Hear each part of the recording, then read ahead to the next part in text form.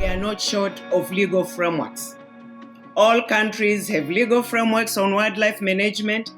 We have international treaties on wildlife management, wildlife trade, wildlife conservation, biodiversity, you name it. What probably might be an issue in which we need to underline is effective enforcement of existing frameworks. 1. 2, there may be need of new international treaties, for instance, but we all know how long international negotiations take place. As we begin negotiating new treaties, we'll be creating again an opening window and door for illegal trade to continue. So first, let's focus on effective enforcement of what we have in place. We've shown that we can make a difference. This is what we've achieved so far. Just a quick look at this. You can see that we've done a lot, but we've only scratched the surface, actually, of the illegal wildlife trade. And now we're determined to intensify our work to make some decisive breakthroughs. And we've established a clear objective. Here it is: to make it impossible to use our members' infrastructure to facilitate the financing and transportation of illegal wildlife products with impunity. Financial and non-financial institutions play a vital role in understanding, detecting, and reporting suspicious activity linked to the illegal wildlife trade. Let me just share with you one very timely example. During lockdown, we've been holding monthly webinars to share good practices from our members and partners across both task forces.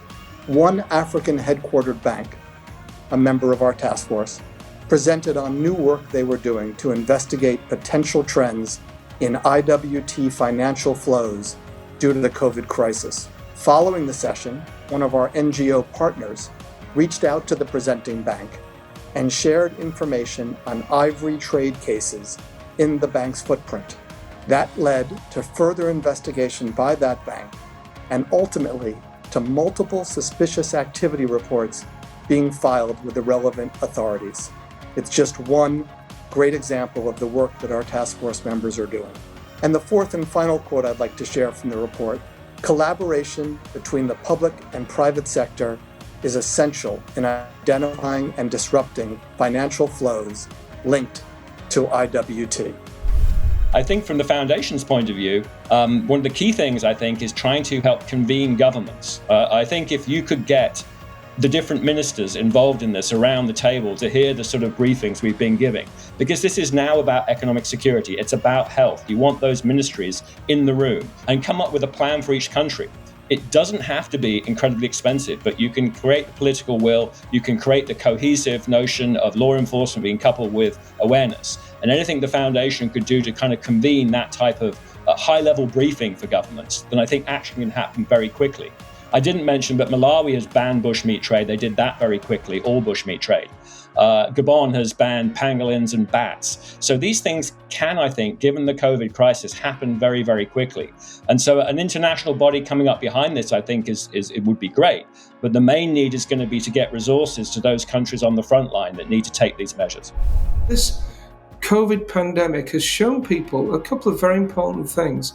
It's shown us that we're connected globally to places where diseases emerge. It's shown us that our behaviour drives risk to us and that therefore that empowers us to do something about it.